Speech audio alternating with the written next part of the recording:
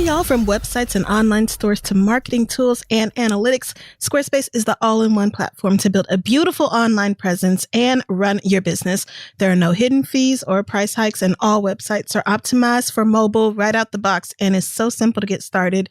You can just pick a design template and use drag and drop tools to make it your own. Whatever you're planning to do with Squarespace, like if you're like us and you mainly use your website for selling merch and letting people know about the stuff you have going on, you can do it just like we do. Go straight to squarespace.com/read to start your free trial. And when you're ready to launch your website, use offer code READ to save 10% off your first purchase. Again, that's squarespace.com/read to start your free trial. Let them know we sent you. All right, let's move on. This message is also coming from our sponsors at 3M, who are using science and innovation to help the world respond to COVID-19. 3M plants are running around the clock, producing more than 95 million respirators per month in the U.S. Thank you for that. In addition, 3M has also maximized production of other solutions, including biopharma filtration, hand sanitizers, and disinfectants. So learn more at 3m.com/COVID. 3M, science applied to life. Now let us begin our show.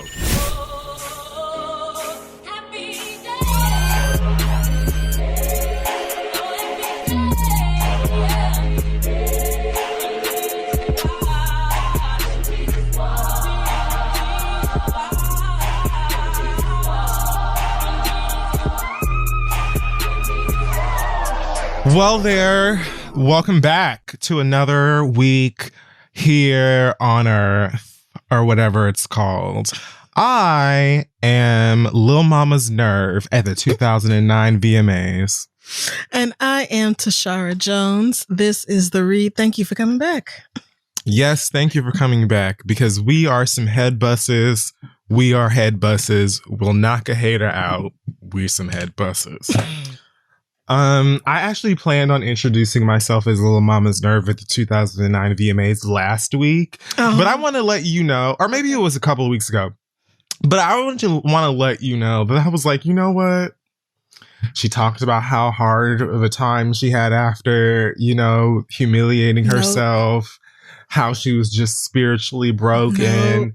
And I was like, you know what? Let me just leave this young black girl alone and not bring up some old shit once again. And I called myself whoever the fuck. But you know what? Like Frankie's daughter once said, I changed my mind. Here we are. But we'll get to that. I'm sure we will. Anyways, let's get our ball rolling here with some Black excellence. First of all, I cannot believe that I've waited until just now to highlight a star, and a Black excellent star at that, one T.S. Madison. Oh my God. Who is the first Black trans woman to star in and EP her own reality series, The T.S. Madison Experience, which has been on WeTV for a few weeks now. And I feel like we congratulated her for the show. Oh, definitely. I don't know if I ever made her Black excellence. I might have made her Black excellence twice. I don't know. I know we talk about Madison not infrequently on this show. We definitely said something when it was first coming out. We've both been on Madison's show, which is an experience for your ass. Yes. But yeah, I'm happy for her. The show is fun and cute, and it's giving a lot of people access that they did not have before. So I hope she's not getting too much bullshit from dumbasses on the internet. But yes. Love Madison so much. I mean, if anyone is built for that type of shit, it's Maddie. That's true. So. If there's any one person, she ain't worried about too much of that. Oh, nigga. The things Madison said to me when we was just sitting at the table getting our makeup done, I was like, oh, this is a bad bitch.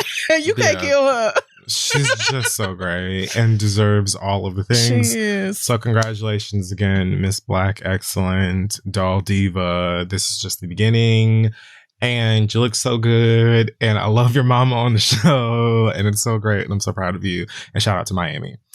Also, this week, I'm giving Black Excellence to an 11-year-old boy named Dominic Darby. He won a coding competition. There's a competition called X Prize Connect Code Games. This is an 11-year-old student from St. Catherine, Jamaica, which is the parish that both of my parents are from. Yay for the sticks. Yay. So he was apparently one of 17 winners out of 3,000 people that joined this competition. Apparently 70 other participants were from Jamaica, but this 11-year-old won best in class. He got a $1,000 cash prize in the junior division, all for developing and coding his own video game called How to Fall, where it says on blackbusiness.com, the game character moves through multiple levels while getting away from different obstacles. Sounds like a platformer to me. His mother, whose name's Shelly Ann, because of course this Jamaican woman's name is, period. Catch up.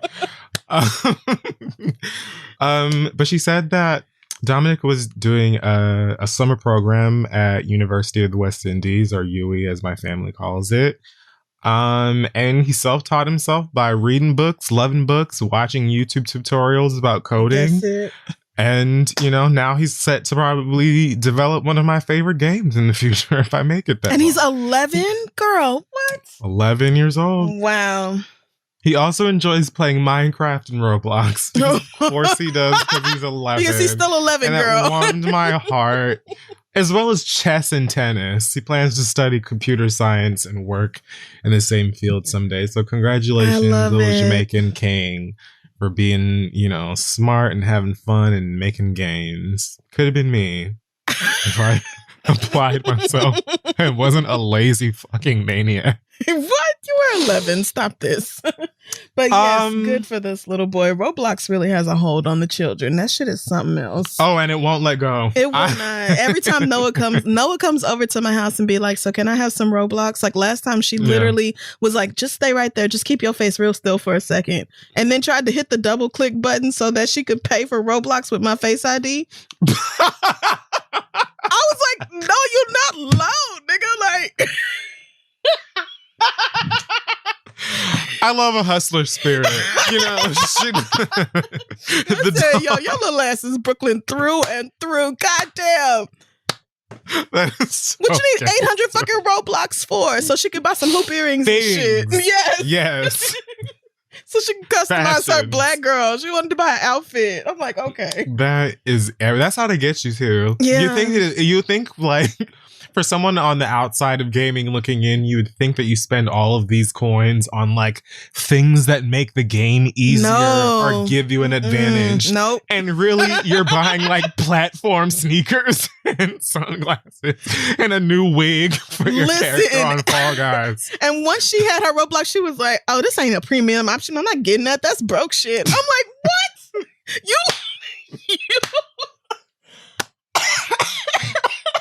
So now you a high price nigga looking for high price shit. Okay, girl. All right. The kids are all right. She kills me. Okay, so this week in Hot Tops, Bottoms of the Southern Wild, a dating website coming to you by me soon in the fall. Post-COVID. Not wait for this. Instant bestseller. So last week we talked about Kirk Plies Franklin and how he had a very upsetting phone call with his son that went public, his son Carrion, who posted a clip of his father calling him all kinds of po and skinny and threatening to break his neck and all of these other kinds of things. Bitch ass, all that. Yeah, all of that. You know, we talked about, you know, anyone but Iyanla Kirk. Anyone. We did. And don't get it fucked. I live for Miss Von Zon. Do you understand me? I do, sadly. I love her so much. She gave me a hug at Essence that one time, and it made Essence all worth it. Like, I love Iyanla. Mm-hmm. Would I personally go there to deal with real life issues of mine? Probably not. But I'm waiting for like the dating spinoff or something that she does to audition for. I mean, it's just that Iyanla is not a licensed mental health counselor. That's just, really what that is for me. Like, but she's not fun. But this is fun dressed up as therapy. And therapy, it is not. It's a bunch of skits and Yana telling niggas to spit into holes. And making them hold baby dolls and shit. So it's just, but she is, I mean, you cannot deny the entertainment. She had that little girl, Chris Brown's ex, with Karrueche all mashed up in her titties that one time. And she literally asked, she cradled that girl in her bosom. High publicized breakup. Have you ever been cradled by big bosoms? Or whatever it was that she said. Yep. And you basically said, do you need a mammy titty? I mean, it's which the was same kind thing. of what it's was literally the same question. thing. Yeah. It was, do you need a Mimo right now? And the answer was yes. Karrueche needed a Mimo right then. So Iyanla did that for her. I bet you that was such a powerful hug. It probably was. No I mean, she was tearing up and everything. That hug probably like really gave her peace. She was like, I'm going to go on this clause audition. I'm going to do it.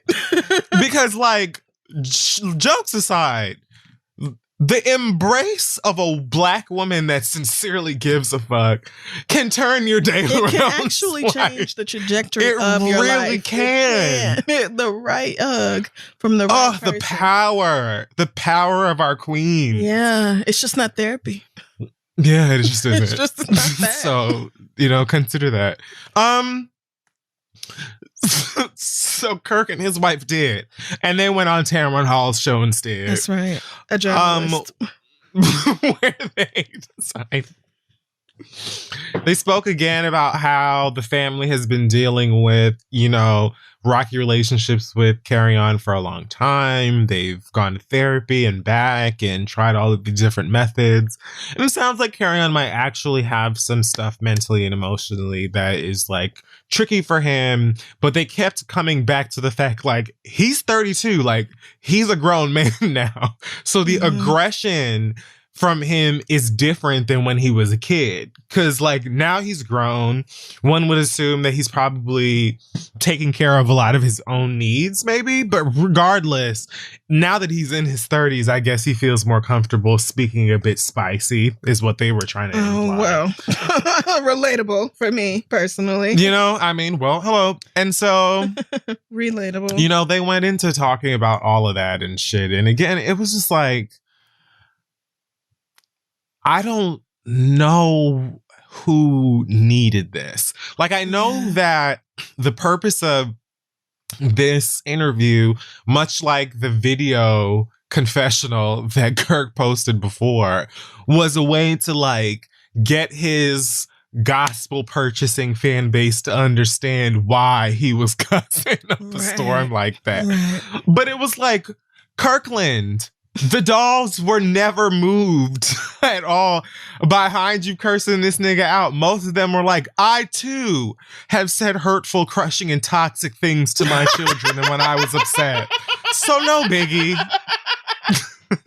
Right. I really feel like most of them this is not, had Kirk Franklin been caught doing something gay with a consenting grown man, it would have been more scandalous than this. Way more. I mean, career done. So, Stop, or even cheating with another woman, like any sort of cheating would have been viewed with more spice than this here. So I didn't see this Tamron Hall segment. I knew that they had announced it, but I didn't know it had already aired. So I can't speak for it myself, but I'm also right. Like Kirk Franklin and his wife is not this boy's mama. So that's one thing. But also this boy's mama could very well be saying the same thing that these two are. So she is, according to them anyway, because they said that she's a great woman. They will all work together. His new wife included, and this is something they've been dealing with for a long time. His wife did say, though, she wasn't on that call as people assumed that she was, and that at some point afterwards, apologies were exchanged. They got a mediator back, in line or whatever, online, and that they had at least agreed to get back into therapy or counseling or whatever after this. So I felt like provided more helpful information than anyone else, because she was like, at least, you know, according to her, they were able to apologize to one another afterwards and try to like pick things back up. Do with that what you will. I mean, but Mama was definitely there as her Christian husband's wife, right? A Christian herself, and was like, "Yes, I'm the first lady of Imagine Me." Period. And what you're gonna. And what you're going to understand is don't come for my man or for our family. Yeah, it's very interesting that the person who has the least to do with the story is the one providing all this forgiveness context. It's like, yeah, look at that. Because if everything's so great and everyone's agreed to go back to counseling, how come the three of y'all aren't on the show right now? Tamron said they reached out to Carry On and heard no response back at all. Exactly. Wasn't interested. Exactly. So we don't need to act like everybody's all good now, because clearly everybody is not. And this is more of an image thing or a branding thing for Kirk and his wife than it is about actually addressing the truth. And honestly, that's also fine. But like, girl, don't try to play me about it. Like, yeah, I don't care. Right. Same thing when Kirk put up that video apologizing to us. Like, sweetie, right? I'm not the bitch ass nigga. Like, yeah, you didn't call me broken, skinny, or whatever. You're gonna take that over. And again, interesting that the person who was not on the call and didn't say these words, nor was the recipient of these words, is the one making sure we know that everybody's all copacetic now. Like, oh, okay. So that lets me know it definitely is not. But okay.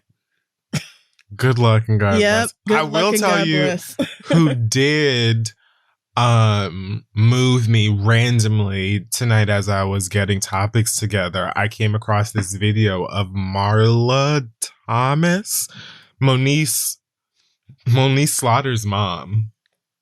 She posted, like, I guess her son also deals with mental health issues, and he had like a psychosis episode or something recently, and the police were called. Oh no.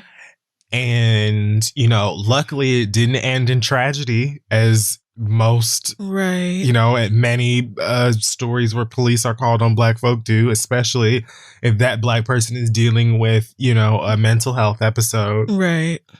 But she just did like an Instagram thing, like 20 some odd minutes long, where she was just talking about the struggle of dealing with not one, but two of her children that deal with mental health issues and how much of a fight it is. Right. And like, she was crying, I'm crying watching it. And I could just like see the fight in this woman and the love in her heart. And she was just like, I don't care how long it takes. If it takes my dying breath, I'm never going to give up on my kids. And it's just like, the fact of the matter is, getting them the help they need is hard enough, but also for many of them, incredibly unaffordable. Right. Like, unless you're like wealthy, a lot of people can't afford to give, you know, their loved ones the help they need when it comes to these sorts of issues and shit like that. Right. And then on top of that, being Black, we don't discuss it. You know what I'm saying? Like, Kirk Franklin and them, and probably whoever represents him, were shook up in their boots, not only because this nigga was cussing and it went public, but because something very sensitive in his family has gone public. And I'm sure they don't want nobody to know that, because there's tons of that shit in the church, and don't nobody ever want to just talk about it. And it's not something that's going to go away, because it's not the parents' fault. It's not the kids' fault. It's just the way that shit pans out for people sometimes, and it's difficult. But that lady's testimony, bitch, when I tell you, I was weak. Like, I was all in my feelings. That sounds really beautiful. Yeah. I mean, it must be rough. It really must be rough supporting adult children who have mental health issues, because then your control is even more limited. So it's so limited. Yeah. And you do still have to take care of yourself and any other dependents under your own care. So, damn, I don't think I've ever heard anything from Moniece's mother, or ever even really seen her mother before. I think she was on like an episode or two of Love and Hip Hop. I don't really remember too much about the relationship that Moniece and her mom have, if it's good or bad or whatever it is. I know that Moniece had spoken before about her brother's issues. But I guess whatever happened recently, the police were called out there. It ended with him talking to them, basically. Yeah, it was a lot, but it was just like, I wanted to hug her so bad because I felt genuine, at least to me. Whereas this thing, and I'm not minimizing any of the issues that are going on with Kirk Franklin and his family, but the Tamron Hall thing just felt more like damage control than actual, like, I want to talk about the issue that I'm facing with my son and how it's affecting our family. Gotcha. He would have preferred us never having heard about this at all. Whereas Marla was like, no, I want you to know that this happened. I want you to see that it happened. And I want us to stop acting like it doesn't because it's killing us. Right. So. Two very different approaches. And really, my heart goes out to everybody because it's just not easy any way you slice it. So best of luck. Speaking of plies, we mentioned that he took his teeth. He removed his gold teeth not too long ago. And celebrated it by smiling in every goddamn picture he's taken since. Not Mad Plies again. Congratulations. Guess who's followed suit? 121 Savage, British bad boy. I forgot he was British. Yeah. So he also has removed the gold grill, recently sporting a brand new smile on his IG. Yeah. So that's fresh and new. There's still no word on when he plans or if he plans on removing the Master Sword from the middle of his goddamn face. Probably not. Probably never. But, he's smiling brand new and good for him. And, Amber Rose also taught him to eat vegetables and drink water. So I imagine, like, this perhaps had something to do with it. Yeah, maybe. I forgot that he and Amber Rose used to be together. Do they have a baby or she had that baby with somebody else? She had that baby with somebody else. Okay. Yeah, the picture, I've never seen this nigga look this easy breezy and beautiful. I mean, he is laid back in this damn patio chair with a half smile just tossed across his face and hair blowing in the wind. He just looks, he does look at peace. He looks joyful. Yeah, he looks happy with his decision. He does. And I'm sure in this short set. I'm sure his parents or guardian is also happy with the decision. Remember, Ply said that his mama was like, I got my son back. Can you imagine? Can you imagine? As long as that nigga done had gold teeth and she felt like she was looking at whoever the fuck shot John. Damn. Well, okay, 21. I mean, good for you. If that is what you felt was good for you and your dental hygiene, then I am proud and happy for you. I just want for you to take this fucking Lannister family dagger. It's a knife. That shit is so funny. That shit will never not be funny. It's never not gonna be funny. Ever. Like, I will laugh at Shady Pines at that one. It's Speaking of Shady Pines, did we talk about... You know what? This is way off topic. Never mind. Continue, please. What? No, I can't remember if we talked about, but we had to, because I know we talked about how terrible Utica did. But Elliot with two T's and that Golden Girls. Did we talk? We had to. No, never mind. It's coming back to me now. Did. We did. But actually, thank you for bringing it back up.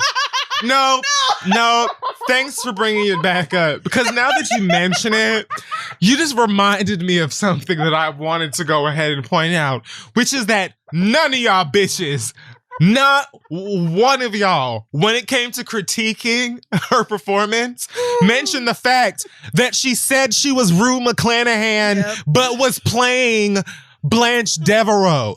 Rue McClanahan was not a Southern belle. She didn't even have a Southern accent naturally. She was a fucking actor. And everybody that was judging her was acting like Rue McClanahan was Blanche. Why did nobody ever point out that, girl, you could have just said you were Blanche Devereaux, gun? But you shouldn't have, and you couldn't have, because you were terrible. It was so bad. It was, I mean, imagine that the critiques were so awful that you impersonated the wrong person, didn't even make it into the cut for like the actual episode airing. Like, you didn't even, you said you were Rue McClanahan and then you did not actually give us Rue McClanahan. And that would have been damn near impossible because people mainly know her as Blanche Devereaux. So it really, Right. precision is really important here. But never mind. I'm sorry that I brought it up because now look at you. You There are plenty of people that also watched Maude and also saw many other things that Rue McClanahan was in. True. But those are all roles. We don't know Rue McClanahan as a person. I mean, that's the thing. So say Blanche. Exactly. Like it would have been like if you said you were Betty White, but all of your jokes were Rose Nyland. Betty White wasn't a dim-witted so blonde. many things, right? Like that's not who that lady really is. You know that, right? I really expected someone to be like, so also Rue McClanahan, actor. That wasn't that. And no one did it. So that also irked the fuck out of me. Thank you for reminding me, hair flip. Moving along. All right. Jamie Foxx will be playing boxing legend Mike Tyson in a limited series that is apparently being shopped around to various networks and streaming outlets at the moment. Yes. And this has been something that's been in the works for a long time. He has been attached to this Tyson role since like the mid 2010s, 2014. And I don't know, whatever it was like in developmental hell or whatever, I guess, for a while. But now it seems like, it's a go. Excuse me. Antoine Fuqua is directing. Martin Scorsese is an executive producer. Oh, okay. And Jamie Foxx is starring as the one and only Mike Tyson himself. So this ought to be interesting. It really should. I'm mostly interested in who's going to be playing Robin Givens. How much of the truth are we going to tell there? Yeah. And also who's playing Evander Holyfield's ear. I'm willing to do Leave it. Leave it alone. Not the ear, nigga. Because I kind of want there to be like a slow motion close up of the piece of ear falling to the mat, and I'm willing to play the earpiece. I think we're just gonna get I think we're gonna get the splat. I don't think we're gonna get the slow mo, but who knows? Yeah. Part of me is like, I don't really see Jamie Foxx as Mike Tyson. Like that is kind of a stretch for me. But really, yeah. Why? It is. I'm thinking more of like in like a build kind of way. I just imagine he posted a picture of him on set or whatever and his body at some point. I think last year or so. So he definitely like got up to the build point. Oh, okay. And he kind of looks like Mike Tyson. Really? Yeah, because I'm looking at pictures of them side by side right now. Okay. He looks a little bit like that enough. would help. That would help. Like I was having trouble visualizing it, but yeah, if he managed to like, I don't know if he was on roids or whatever, but whatever he did to get a Tyson-esque shape or that, whatever it took. But yeah, that aside, Jamie Foxx is actually a very talented actor and better at impressions and accents than most American actors. So I think this will be pretty interesting to watch. I'm going to say I'm looking forward to it. Yeah, you're right on the number with me because that's the next. I was like, I have little doubt that Jamie Foxx will kill this role because he can act, but I really want to hear his Mike Tyson accent. Yeah. I want to see him do the mannerisms. Yeah. For him to speak and move like Mike Tyson because he's going to give it everything. Yeah. So I'm actually interested in seeing this a lot, but I know Mike Tyson himself is very involved in the production of it. So I'm also curious to like how much of the facts are we going to get here? Is Robin Givens going to be in it? Right. Are we going to do the Dr. Dre thing where we're just going to act like, you were an angel all the time? We might. Like never violent. But I guess we'll see. But I don't know because it seems like that episode that Mike Tyson did of his show where he had Boosie on, I'm like, Mike Tyson done been to therapy. So yeah, he might be really, really like ready to tell the truth. He really might. So, bruh, has that therapist written a book? Because I'd read it. I'm sure if legally they could, they would. But yeah, I mean, he read Boosie like the alchemist. Nigga, bitch. an Like, open fucking letter started at the top and was like, first of all, I already know that you the type of nigga to try other niggas, but you're not gonna try me because I'm that nigga and you know that. and Like, you already know that. Immediately put him in his place and then told him about himself. He was like, you so mad at the gays. And I'm trying to figure out. Makes me feel like there's something, that you're hiding about your because sexuality. otherwise it don't make no sense for you to be pressed about them people. Like Mike literally told that nigga Tyson about it. said this. It blew my mind. You have to watch on that. camera, and Boosie sat there and fucking accepted it. Nigga, took it, started like sniffling and shit, sat there and took that shit. It was exactly what most black men would have needed to hear in order to maybe take a second look at themselves in like a real and critical way. Because a lot of y'all don't listen to nobody but other black men.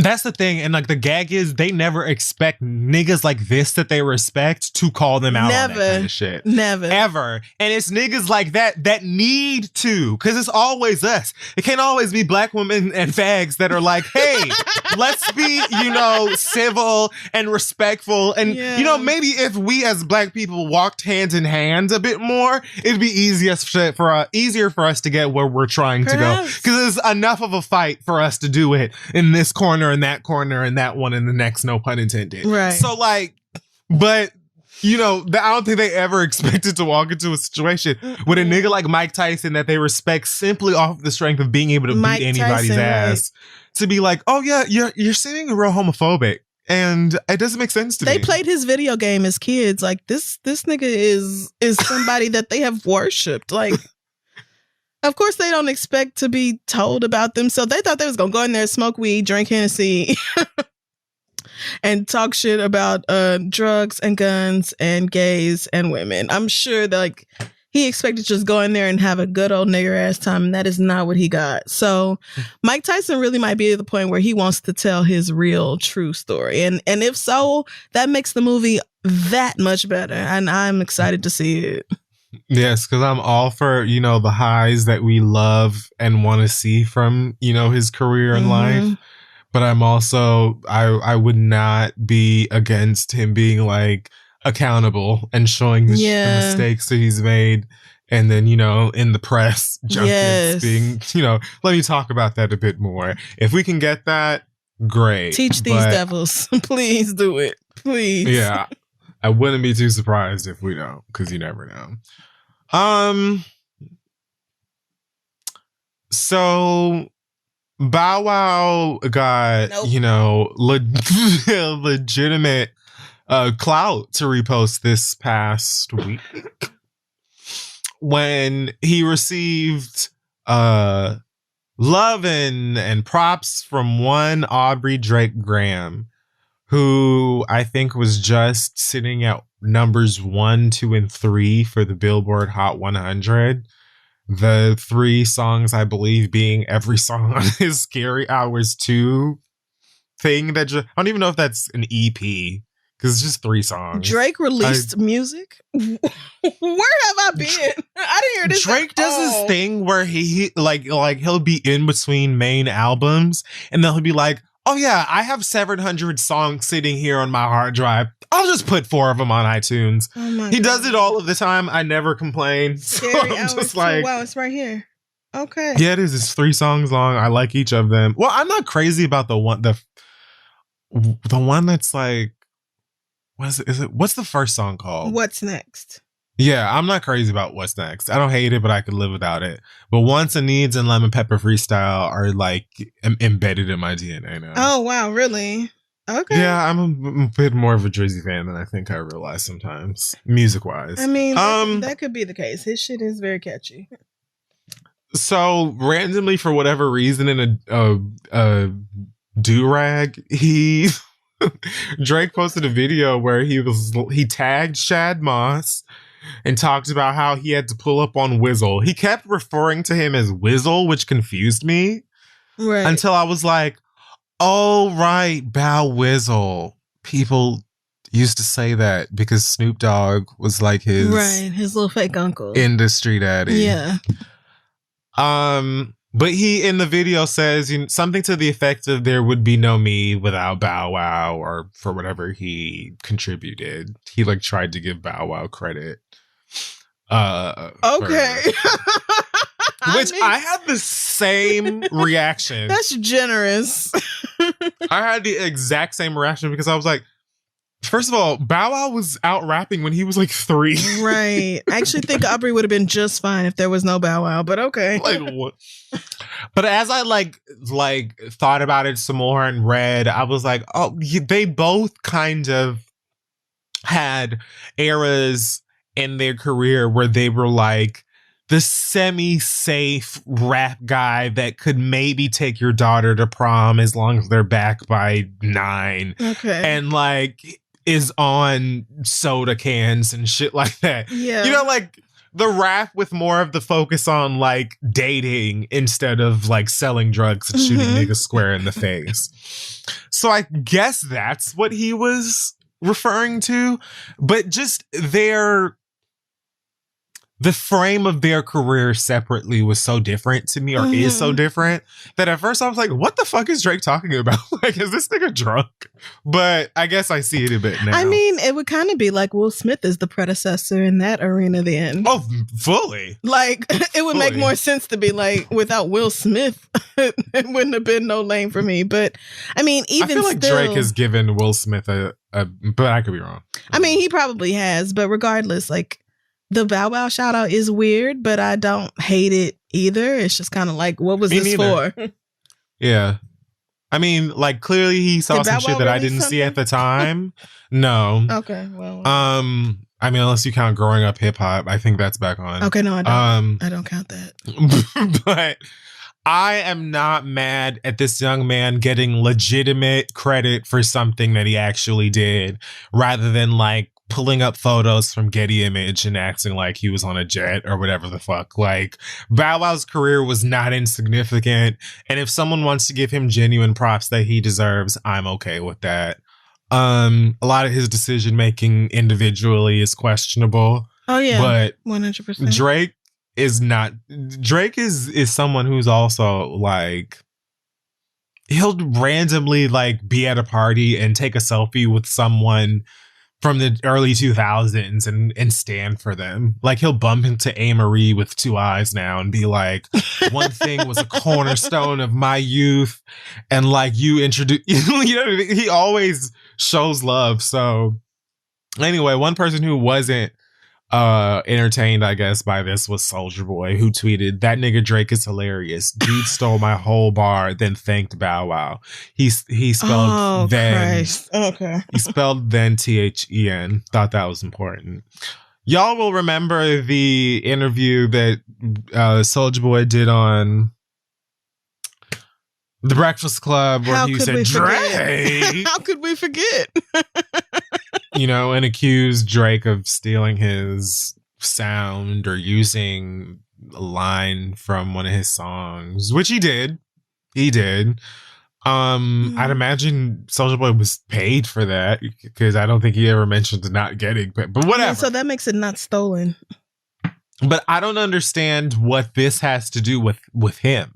Like, right. Is he still mad at Drake?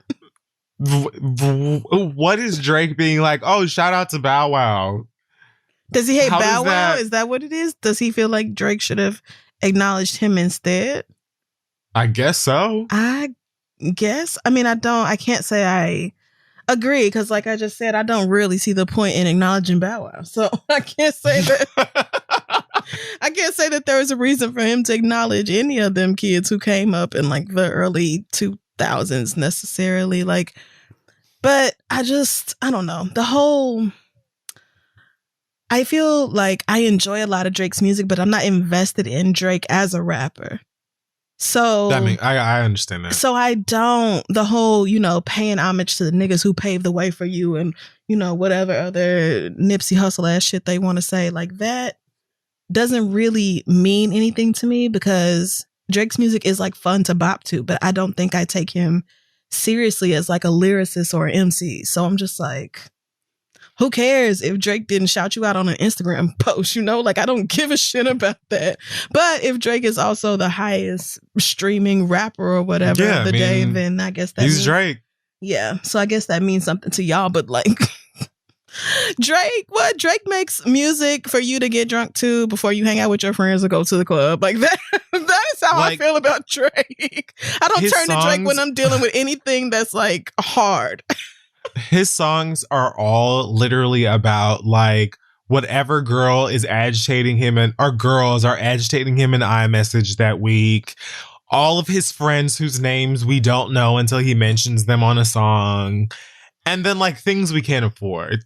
Like Drake, like and it's fine. You know, we're having fun. But there's also like when I read about this story, it just reminded me that there's a language within hip hop for like the people legitimately within it that I think is attached to ego that just doesn't make sense to me and I don't need it to. Yeah. I really, you know, and usually when you are like the Drake or the Jay-Z or, you know, the Kendrick or someone who's doing fine individually, you get a lot of this where someone is like, well, why didn't you shout me out or da da da da.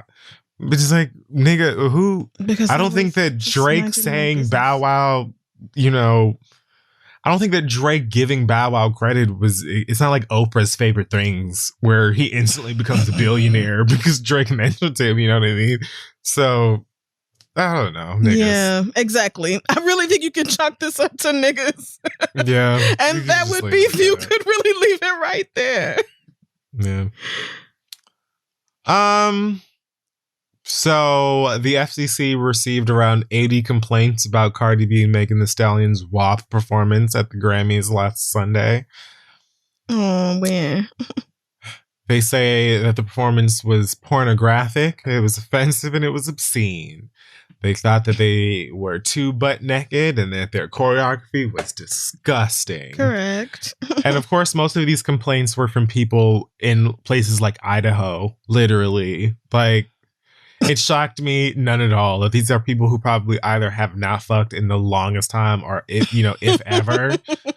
And they were just, you know, their blood was just boiling at the image of women owning their sexuality. Because first of all, you should be a freak because that's what men want, but you should do it in secret. But you should also be ashamed because God would never want you to be a freak. But you need to be because all this dumb shit that just doesn't make any fucking sense. Furthermore, like the complaint now. It did not shock me at all that there were FCC complaints because, as you mentioned, they were hunching. Like that choreography, or at least that little end piece on the bed, like they were practically scissoring. Right. So I wasn't offended by any means. I loved it. But at the same time, I wasn't shocked that there were FCC complaints for it. Right. But I'm just tired of like the weird virtue signaling, performative ass bullshit that these mostly white people are doing. Like Cardi B posted a white woman who was watching the performance doing like a react and Lord. Literally crying with no tears, of course, but like crying, talking about the children. Girl, fuck your kids and you. I'm so tired of y'all. Was this not after 10 p.m. or something? Like, shouldn't your children have been in the bed?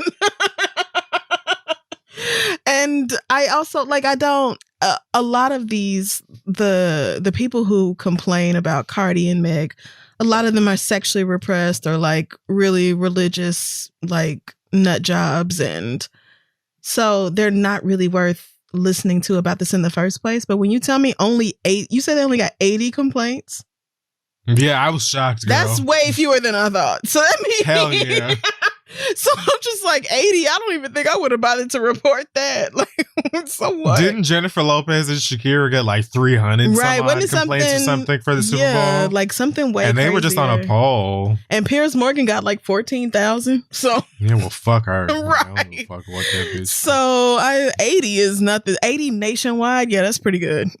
Yeah, I was actually shocked myself when I saw 80. Pretty good, yeah. But it's like, girl, like the thing that like blows me about this, many of y'all complaining about this stuff know that you were giving up throat in junior high school, and whatever and stuff like that. And the thing is, like, you're fine. You're fine. You're not perfect, clearly, because you're fucking complaining about two rappers being sexy on stage at a fucking award show you weren't at, Right. and didn't have to watch, and your fucking kids probably didn't watch or give a fuck about either. But like, you're talking about the children and the children and the children. Like, did your children have food tonight? Are your children Let's talk about what really matters, home? Right? Have they done their homework? You know what I mean? Mm-hmm. Assuming that they've done all of those things. Yes. What the fuck are you fucking bitching and moaning about? And if they haven't, then you've got way bigger issues to worry about for your kids than whatever the fuck Megan and Cardi are doing on stage in Los Angeles or wherever the fuck this shit took place. You're fine. Okay? I listened to Ready to Die when it came out, or like the year after or some shit like that. It was one of my favorite fucking CDs and first CDs ever. I'm fine. I was a square all throughout K through 12. Niggas was offering me guns and drugs in high school and shit, and I was like, oh no, girl, I would actually like to go back onto the campus and stay out of prison.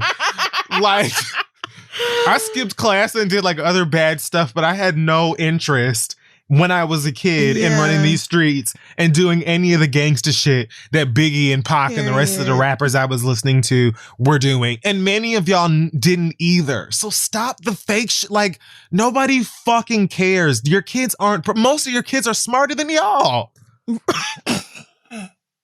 Stop. Let these grown people be grown. Oh my God. Why is that the case? Like, and I mean, sadly, that is very true. But yeah, you can just be the parent to your child and not expect the rest of us to take up that responsibility.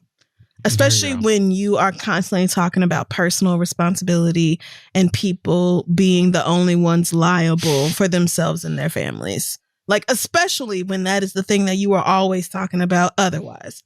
Why should the rest of us have to live to according to the standards that you have set for you and your kids? That's your business. Cardi B, Belcalis herself, saw her baby come around the corner when her music was playing and immediately cut that shit off. Like, what? Mommy didn't hear nothing. The person who made the same song that you're complaining about made sure that when her kid was present to be like, oh no, this is not for her. Because it's not for babies. You could just do that, you know. You could just do that too. And you know that you can only do so much. You know, like, you can try your best to control like the media that your kid is consuming at home, but you can't. Like, they have the phones, they have the iPads, they have access to whatever the fuck. And when they're not at home, God knows what they're fucking watching. But what you can do, and I say this as someone who's not a parent, what you can do is raise them and trust that you are instilling values in them that will make it so that they can listen to fucking Cardi B or NLE Choppa or whatever and not be the Pokemon Ditto running out into the fucking streets, fucking and sucking and shooting everybody. Like, fun. So many of us have done it. Yeah, it doesn't have to be this way. Y'all are just assholes, and that is that. Justin Bieber has received backlash for including 2 Martin Luther King Jr. speeches on his latest piece of music. Please shut the fuck up. Are you fucking kidding? No, shut up. Actually, shut up, my nigga. Shut up, my nigga. No, the hell he did not. I wish this was a joke. I have to look it up. I wish this was a joke. Justin Bieber's latest album is called Justice. You didn't say it was interludes. It begins with an excerpt from a Martin Luther King speech where he talks about justice, or I think it's where he says injustice anywhere is a threat to justice everywhere. I think that's it. Okay. And then it's like pop music. Love, you know, like Diamonds or whatever. There's also a track on there that's literally called MLK Interlude. How long is it?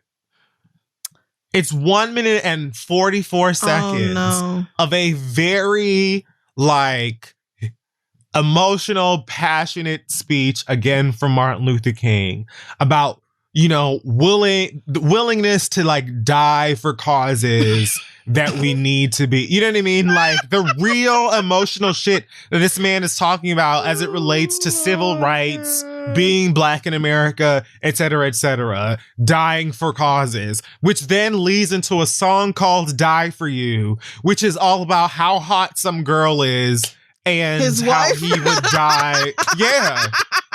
Some girl. And so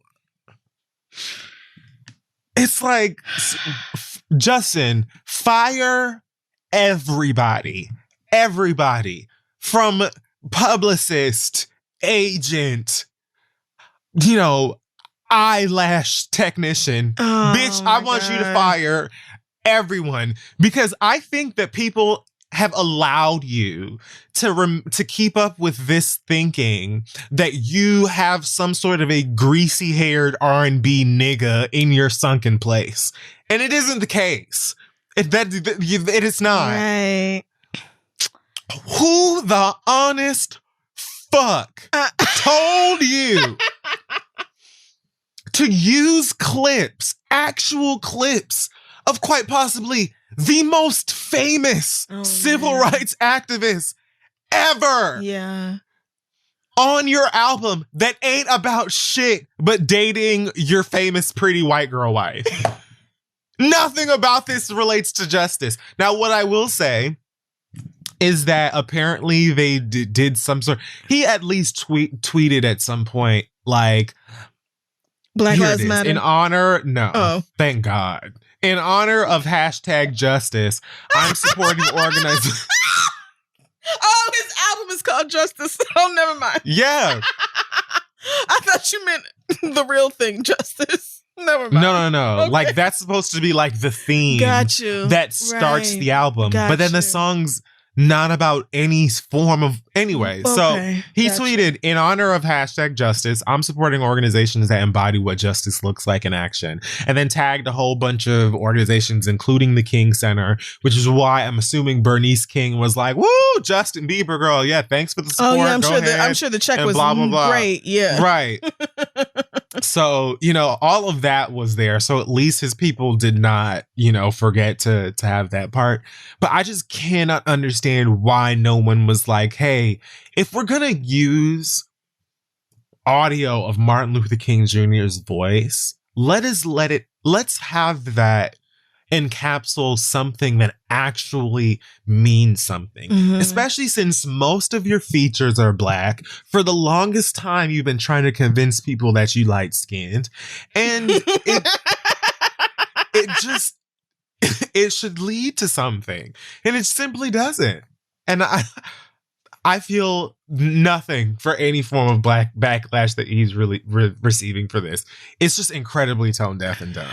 Yeah. I mean, well, there's a couple things here. First of all, deeply wish you had not told me. Secondly, goddamn, a lot of this reminds me of Justin Timberlake. Well. Third, if you wanted to really make an album about your wife or God or whatever, you could have done that.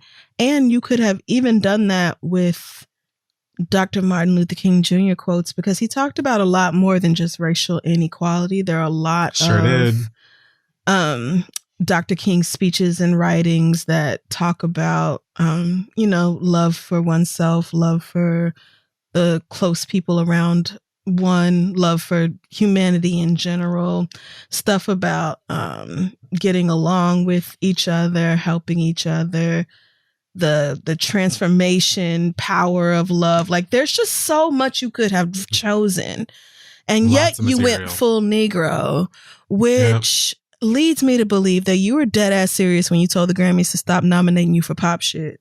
You're ready for that R&B label, and you thought, he's not stopping. What can I do to get them to understand that truly I am multiracial? I need them to understand it. I need to be in the R&B category. It's frankly disgusting that y'all are acting like I'm a pop artist just because I'm a pop artist. So what can I do to make you see that truly moi, je suis nigger? Like, I just felt like that's what Justin Bieber is trying to do here, because sticking in clips of Dr. King talking about racial equality in between songs about some girl who's so fine and how much you want to fuck her and how much you love your wife. And I mean, presumably about the same person, these songs. It just doesn't make sense as one cohesive body of work. It sounds like this was the album you wanted to make, and then you wanted to black it up. So you wrote a very fat ass check to the King estate and made that happen. His YouTube page has a visualizer for the interlude. Leave me alone. If it's fucking people marching through the streets last summer, I swear to God, no, don't tell me. It's just the cover of the album with like that, like those time-lapse videos in a tunnel where you see like a bunch of lights of the cars flashing by. Mm-hmm. It's that with the speech and Justin Bieber's face smack dab in the middle. Oh God, this is so what is stupid. That supposed to represent? It's just so fucking stupid. Is it about how many things have changed in the auto industry since Dr. King has passed away? What was the point of that? I also came across, while looking this stuff up, a video for one of his latest songs that features Daniel Caesar, who I have not looked at the same since he got his ass drunk on the internet, caping for white girls for whatever reason. And told us to cancel him. And told us, don't buy my music didn't offer. because I'm standing in this. And then Giveon, who I haven't heard anything terrible about yet, but I do enjoy his voice. You guys helped me figure out how to say his name. And my God, his DMs must be insane because he is a very good looking young man with a great voice. I believe it. But yeah, it was like him singing about getting weed in California. Oh my God. I don't know, probably going to Freaknik. It's just, I'm tired. Yeah, I see. I just looked it up and I see a list of all the different organizations that he wrote a check to. Yeah. And, most of these are really great, if not all. Just taking a cursory look at it. But again, what does that have to do with the music that you are performing? What does that have to do? Like, why is it on your album? Why can't racial justice and social equality just be a thing you talk about? Why does it have to be randomly shoved into this album that isn't about those things at all? Yeah. Yeah. Because he wants that R&B. He wants that R&B label. God damn it. Like, the album title is just a play on his name. It's not even because it's a. Good lucks. I don't even know when you're going to get it. I'm done. You just gave up in the middle of your sentence. Because we have one more story and I'm over it. Okay. So Sweetie is single. This is all our fault. We just talked about how cute a couple she was with Quavo like 3 weeks ago. Now she's not. They likely broke up the day after that was posted. Honestly, probably did. So first, these rumors of a breakup between Sweetie and Quavo happened when you fucking freaks realized that they weren't following each other or whatever anymore, which I'll bounce back to that. But then she did some interview with Justin Combs, like on that new thing he's doing. Oh God, I did see that. And they were like asking her these questions that were pretty messy, and she I think did a pretty good job dancing around them and being charming without telling all of her business at the time. But breakup was being swirled around, so she eventually tweeted, "I'm single. I've endured too much betrayal and hurt behind the scenes for a false narrative to be circulating that degrades my character. Presents don't band-aid scars, and the love isn't real when the intimacy is given to other women. Ooh. I emotionally checked out a long time ago and have walked with a deep sense of peace and freedom, excited for this new chapter of elevation." Amen. Oh God, where's his response? It's so important to the story. Ashe. I have to find it. But yeah, she gave y'all a very classy, relatively well-written response to whatever the fuck it is that y'all were talking about.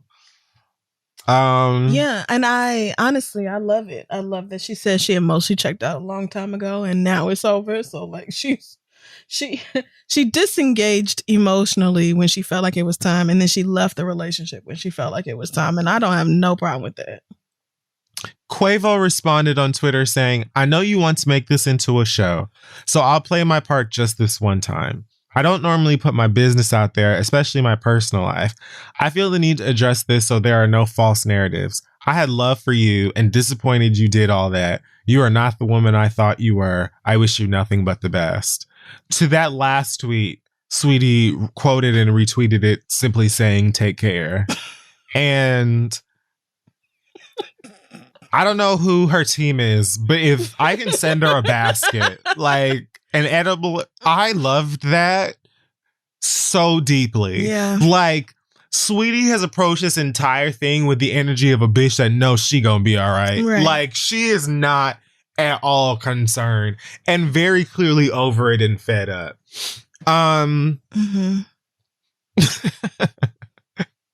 Man, Future does a really intensive seminar for these niggas. Leave it alone. Because he has to be like, this was such a Future as this nigga said, you are not the woman I thought you were. What a moron. Like, because very notably, what's missing is I never cheated on her. Right. And all she did was say that you cheated on her. She didn't actually put you down or say anything terrible about you. She said you cheated and that fucking presents don't make that any better. So, I mean, I didn't hear a rebuttal of that at all. So saying you're not the woman I thought you were doesn't mean anything because perhaps you thought me a fool. Perhaps you thought me somebody who would just accept endless purses and cars as if that mattered more to me than having a real relationship. And it's fine if that's all that somebody else wants, but I truly desire more than that. And so me and my feelings are going to pack ourselves up and move the hell on. And yes, telling a nigga take care, like, first of all, I love... Oh my God. Now I'm realizing why some of my exes got mad when I would say take care. Oh, yes. Even though I meant it in a good way, like take care of yourself while I am away from you. They get mad at that. And I think now I'm understanding why. But also when you tell a nigga, you know, be well, then that means truly I don't have no more energy to give this. I'm not going to go back and forth about it. I said what I said and I am living my life now. So however you feel is however you feel, but that don't make no never mind around here. I'm fine. As she should be, like, and as she would be. Like, that girl, I'm sure her DMs are bursting right now with niggas across the spectrum. Just every type of man that you can imagine is probably trying his hardest. Her phone was like, bitch, you either gonna turn these notifications off or I'm gonna overheat and die. Right. So I'll melt if you continue to play with me. So cut the shit off or at least put me on D&D. And I know Quavo is hurt because the thing about this shit, I mean, maybe not. I don't know these niggas. But the thing is, okay, true. The thing is, like, these niggas will cheat on you continuously with no intent on stopping and no feeling like it's even wrong. But at the same time, will love you, like be like crazy about you, will just never feel like they're going to stop cheating and call or that you should go anywhere. Right. And mean that as a good thing.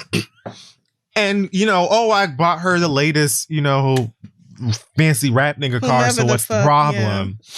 You know, so I wouldn't be surprised if that nigga is like over it because mama said, take care. And you're looking at this beautiful girl that's quite likable.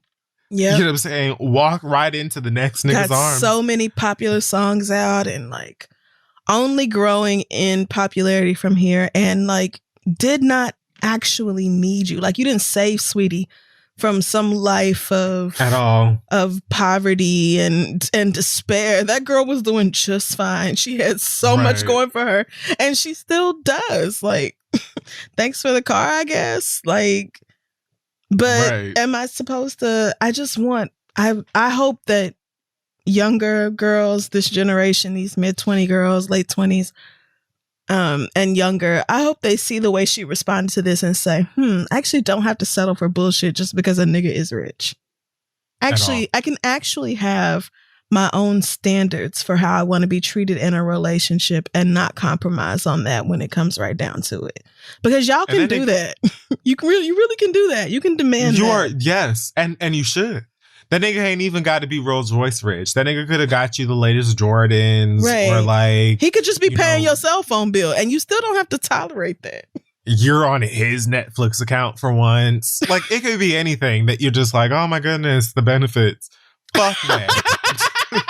The benefits. Like, fuck that. I was very, very entertained, and I will say, sweetie, I loved it. Made a bitch proud because mom was like, and the thing about it was like, to do all of the, I'm disappointed that you did all of that. All what? Quavo, have you told seen the world motherfuckers break up on the internet before? Like, have you? It has been way worse with public breakups. Like, even in your own group, motherfuckers post screenshots and tag the bitch you cheated on them with. All that shit. It gets way, way messier than this. And the thing about it also I caught is that, like, it doesn't take much from a nigga that has influence and popularity for motherfuckers to run right behind him and be like, yeah. Because, like, a lot of niggas and even other black women were like, well, he has the right to feel away for her, you know, bringing their business to social media or whatever the fuck. And I'm like, first of all, y'all brought her business to social media. You are the ones with your weird ass app or your browser plug-in or whatever the fuck shit it is that you use to find out that people don't follow each other anymore and send that shit to all of these blogs. Then motherfuckers are asking her about it, asking him about it in their mentions, bringing it up in interviews going crazy and shit. On these internet blogs. She finally, you know, discusses it. And that's why when Quavo was like, I don't normally put my business out there. Y'all were on red carpets together. You post each other on social media together all the time. You in each other's music videos. Yes, you do videos where you like asking each other cute couples questions for the internet. You put your business out there. Period. You just don't want the bad parts to come out there, which is understandable. But this woman has every right to be like, since we're talking about it, yes, I'm single. Here's why. God bless everybody. Right. Why are we trying to rip her to shreds for that? That's another thing. Like, it's also her business. She was also in the relationship. And so if she wants to say, I'm single and this is why, and not actually put you down or drag you or disparage your name in any way, then you being like, I normally don't do this and I didn't think you was that type of woman is just foolish, really, because she didn't actually say anything that would make you seem like a bad person, unless you consider cheating to be a quality of a terrible person, which, you know, that's up to people themselves to determine. But like, all she did was tell the truth as it happened to her. And what your response didn't actually refute any of what she said. So really, I think his feelings was like, he was already in his feelings, probably kind of in disbelief that it was nothing he could buy that was going to change her mind.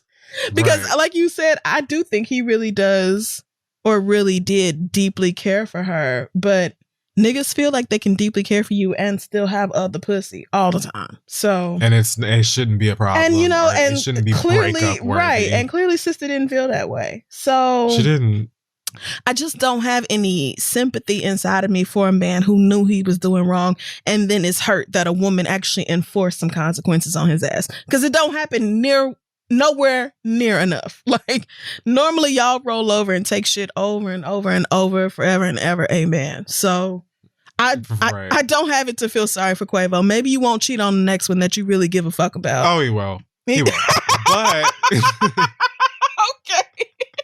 But try to gaslight this girl on some, you're not the woman I thought you were, and all like this it's other something shit, wrong as if with she's her. supposed to give a fuck about her, like, or like the Migos fan base was gonna be like, ugh, can't support them anymore now that I know Quavo is, you know, nobody was gonna do that. Right, a cheater. Everybody expects famous niggas to cheat. People expect non-famous niggas to cheat. People just expect men to cheat, period. So no, that was not gonna change nobody's opinion of you. It was not going to stop anybody from streaming Culture 3 or 4 or 5. So I don't even get it. Men are just so fucking ridiculous and expect women to take it nonstop. And bottoms. So that's it for the top. Shout out to the leader. See what you did? Whatever. Ads. Now, let's just do it. So here's something for my plant-based peeps. If you're tired of the same old breakfast, then get into Just Egg. It scrambles, cooks, and tastes just like the eggs that you're used to or might be used to, but it's made from plants instead. Just Egg is protein-packed, but with less saturated fat, no cholesterol. If you have 2 chicken eggs with breakfast, that's already 124% of your recommended cholesterol for the day. So the science behind this stuff is pretty clear. Plant-based diets can have a dramatic improvement in every day, and everything from heart health to life longevity. So if you're an egg person, but you're trying to stick to your plant-based diet, this might be something that you want to check out in case you're, in the mood for a little omelet in your breakfast situation. You can find Just Egg pretty much anywhere at most grocery stores, including Whole Foods, Kroger, and it's even on Amazon Prime Now or Instacart. Just Egg is a better egg for you and your family. And thank you to Just Egg for being an adult product and made by a company with a great mission. Shout out to them and their eggy delight. Let's get back to the show. Okay, so it's time now to read your letters, folks. It is. Send your questions to asktheread@gmail.com. We may read them aloud on the show. I just really love that you think the French pronunciation of omelet is omelet. I will never get over that. So thank you. Omelet is what? Omelette du fromage. That's close enough, actually. Anyway. Omelette du fromage. That's all I know in French because of Dexter's Laboratory. What is omelette du fromage? Isn't it omelet with cheese? I mean, yes. If that was how you pronounced it, then yes, that would be it. So. Oh, well, how do you say it? No, I'm not going to say it now because the French niggas is going to be like, fuck you bitches. Not so I'm going to just leave it alone. Well, there you have it. But we do have a quick question here from Sasha Browse, who wants to know if you watch Attack on Titan. I do. Okay, and if so, do you have any theories on how the season will end? No, because I'm all the way behind. I'm in the middle of season 3, and I'm literally trying to catch up now. Like, I've had that on the list of things I needed to catch up since this latest season started, and I'm in there now. But I've been so busy lately. I haven't started this new Justice League Snyder Cut shit. I'm always behind on Drag Race. I'm like everything. I haven't even been gaming as much, so I gotta try. Oh yeah, you're working a lot more. So, but yeah, I am going to try and catch up on Attack on Titan soon because it's like one of my favorite anime in terms of pacing and the way that it tells its story. So, okay. Yeah, I don't know how it's going to, I couldn't predict it. It's a very twisty, turny show, but I love it. I'm ready for you to get caught up on Drag Race. I want you to see who left last Friday. Wait, did I finish this last episode? Was the Beast one this last episode? The Beast Couture? Drag Race? Yeah, the one where Simone was on with the runway as a furry. Yes, the one with the pop commercials. Was that the last episode? Yeah.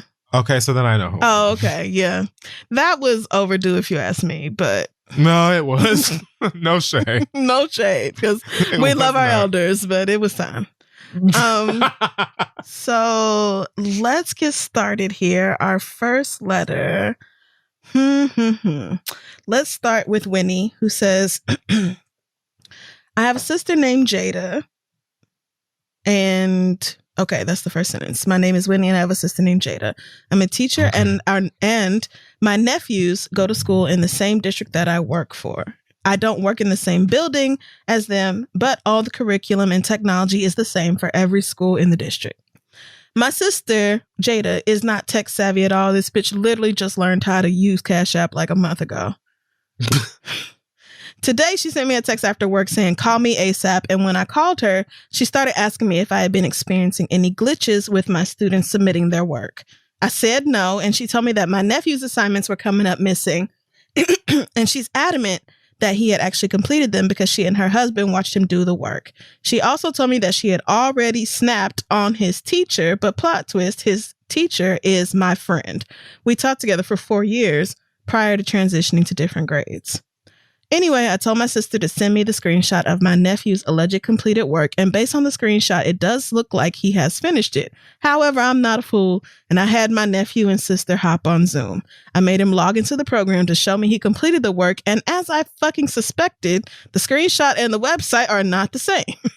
The screenshot says he's completed 12 assignments, but the actual website reveals he only did 4. Now this nigga is putting on a show talking about, whoa, where did my work go? That's right, young man. Nigga, you better you commit to it. You gotta commit. See it through. I told my sister that my nephew probably altered that screenshot, and she got mad at me and started talking super spicy in the background. Mad at you? I asked her why she was talking so crazy, and she kept holding on to the story that she saw him do his work. I said, Jada, I don't doubt that you saw him do it, but he was supposed to complete 12 topics. However, he only did 4. She went off again and said that the teacher probably deleted his submitted assignments, and she's had issues with the school in the past. So she swears up and down that my nephew is being targeted.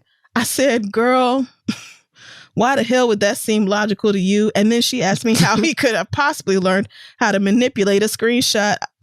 Like she ain't never heard of YouTube. Fucking kidding me? Sis, these kids can learn how to do anything, girl. The most suspicious aspect of this whole situation is that my older nephew had the exact same situation happen last week. So now my sister really wants me to believe that out of all the kids at the school, this is only happening to her too.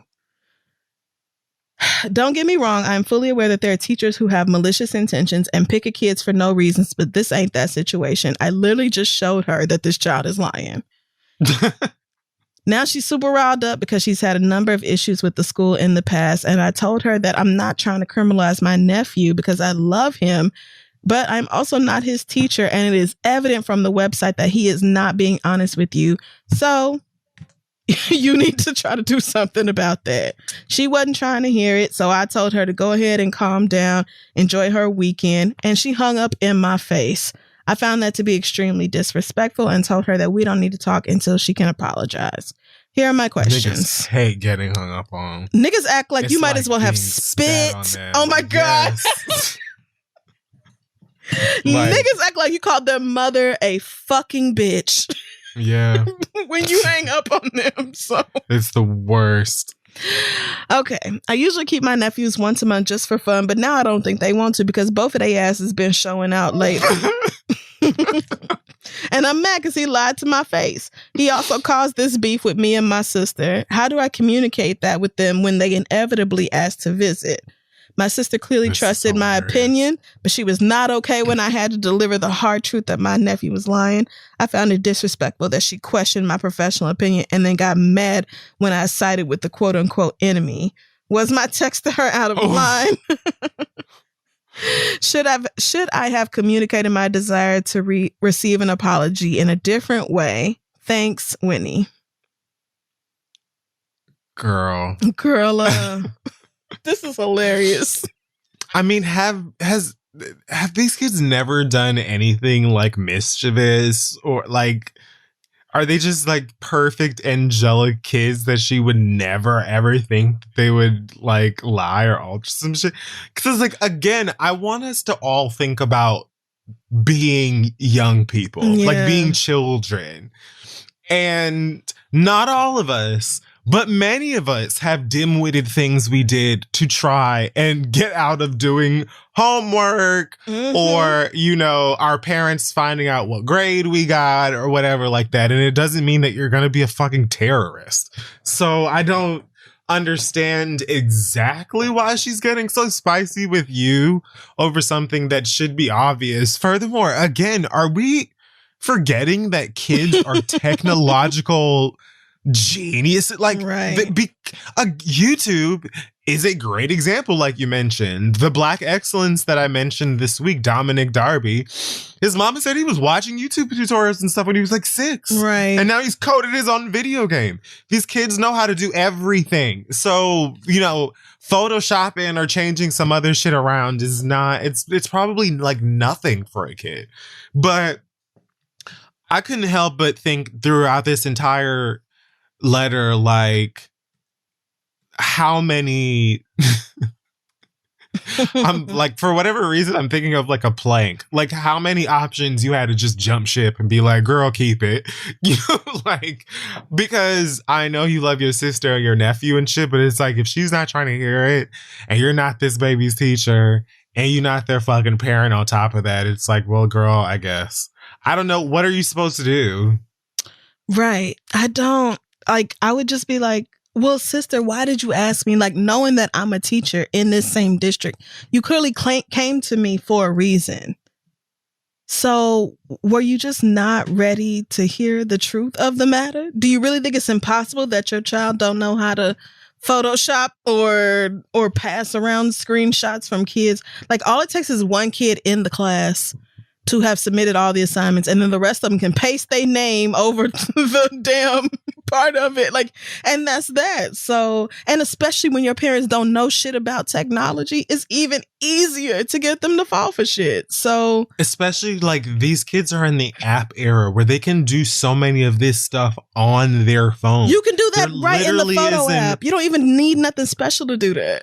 Right. So it's like even I myself in high school and college was pretty savvy when it came to Photoshop and stuff like that, because I needed to be for like blogging or whatever fuckery I was doing and shit at the time. So there was a lot of stuff that I knew how to like maneuver and shit like that. And again, many of you parents probably were also like, oh yeah, this is how I got away with that, or I snuck around this, or blah, blah, blah. These kids have 5 billion options of those kinds of things just on their phone or iPad, mama. Like, you don't want to. At least he did 4. Right. She just doesn't want to admit or just come to grips with the fact that her baby is not being truthful. And whatever experience, I guess, she's had with the school as it is, has her like beefing with them. Like, do you want to pull them out and maybe take them somewhere else? Because your sister is siding with the enemy simply by saying, like, he might have actually doctored up.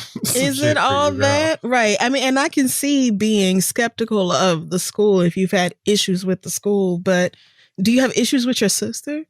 Do you really believe your sister is lying to you? Like, and does it make sense that your 2 kids are the only kids like who are going through? Like, that makes more sense to you than, the website don't match the screenshot, so maybe this little boy only did 4 of his assignments, never thinking that mama would even ask to log into the school app and see the assignments, because mama don't know nothing about all that. Like, he wasn't anticipating Annie actually calling him out and being like, no, do it on Zoom too. Share your screen. Cause Annie does this all day long. So she knows what she's doing. So I don't think, no, you were absolutely not wrong for the way you talk to your sister or asking to receive an apology any differently. Like, it is disrespectful, frankly, to hang up on people, especially when you was just trying to help. Like, you didn't get involved in this situation. She called you about this little nigga. So I don't think your text, was at all out of line. As far as your nephews, because the first question was like, what do I say to them when they trying to come kick it at my house and I'm still mad? Which, I mean, that's real.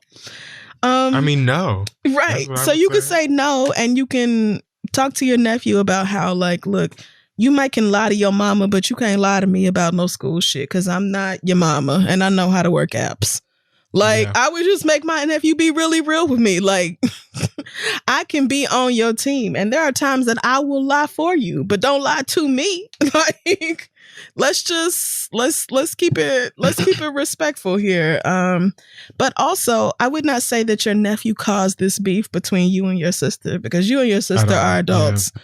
He lied, and that was unfortunate, but he's a child. The fact that your sister did all this is not his fault. Your sister didn't have to react like this.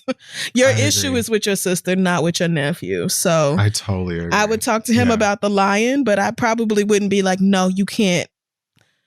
No, you can't ever again come to my house. It might be like, yeah, you can't come this time because that's your punishment. But, Amy still love you, and I'll see you next month. But but no, you on punishment because you lied to me, and then that's what, don't fucking lie to me. So, but yeah, girl, your sister, she got her guard up, and better that than letting people take advantage of your kids. But at some point, you do also have to face the reality of the situation. Like, your own sister is not trying to hurt your baby. So, yeah, she's going to have to take the L on that and suck it up and apologize to you. I don't think you were out of line at all. Me neither. That's weird. Yeah. Okay. Good luck. Our next letter comes from Morgan, who says, I just turned 33 and I currently live and work in Houston as a community health worker for a program that provides support to low-income individuals and their families who are on the autism spectrum. When the pandemic started, my older brother and his family lost their jobs and income and moved into my house. This hasn't been an issue at all because they are very considerate and easy to live with. Which, girl, lucky. Goddamn. Yeah. However, over the last year, I've noticed that their 3-year-old daughter shows several signs and developmental issues that are typically associated with people on the autistic spectrum. Unfortunately, my brother and his wife seem to be in denial and are always suggesting that the girl's behavioral and developmental challenges will go away with time. I've also noticed that their discipline strategies are very harsh because they think that she's just acting up, especially when she has inconsolable meltdowns for hours. My brother and his wife are very sensitive people who usually respond negatively to feedback or advice, especially when it comes to their child. As a person who works with families who deal with autism, I've been debating on whether I should give them advice about taking her in for a diagnosis. I know the benefits of early intervention, and I feel like this could change my niece's outcome or her future. Also, considering that they are not employed, most states have early intervention programs that the child could benefit from since they are free at that age. My question to you is, have you ever been in a position where you felt like you needed to give a friend or family member sensitive, unwanted advice when you were almost certain they will not take it the right way? I want to speak up for my niece, but I also don't want to end up in conflict. Not saying anything for the sake of peace is eating me up. Please help. Thanks, Morgan. Well, Morgan, I don't know that I can't think right now of anything of like my own experience like this with someone in my family. But I can say, like, the difficulty of this is I don't know your relatives, and I can't just be like, do exactly what I would do, bitch, because it'll work. I know that if this were my brother, sister, whomever, I would be incessant. I wouldn't be like judgmental or super abrasive, but I think that I would insist that at least they try to get a diagnosis for her. Because, like, what's the harm? All you do is get information in that situation. And if it isn't something that you have to be concerned with, great. And if it is, you've figured this out, at an early time in the kid's life, it sounds like, and you can start doing the work that can be helpful for her. Like, it just honestly irks me, this approach of like, oh, she'll grow out of it, or oh, such and such, and you bitch, you don't know, you're not what? Like, what does your brother and them do? Like, what? You cannot, like, you would take your baby to the doctor to get a shot to prevent, whatever you get shots for. You know what I mean? Like, you take your kid in to get evaluated and make sure that they don't get, they have something for measles or whatever the fuck else. So, like, why not do the same thing, the same check-in on how they are feeling or operating emotionally, mentally, et cetera, et cetera, et cetera. Like, I just don't understand why that's an issue. And I know myself. I know that you're saying that they're sensitive, but at the end of the day, you're trying to do what is best and can be, life-changing for the better for a child. And that's way more important than like adult sensitivity and ego and stuff, at least to me. So again, I wouldn't berate them, or I'd try not to, but I think I would be pretty insistent on being like, let's just see what's going on in her head. Let's just, figure out how things are going so we know how to approach her. Especially if you're like also saying that they're like coming down on her, or they're too, what did she say? Like they're aggressive with her sometimes when she's having like yeah, because she has like meltdowns, like these hours long tantrums, and they are like really aggressive with her about that.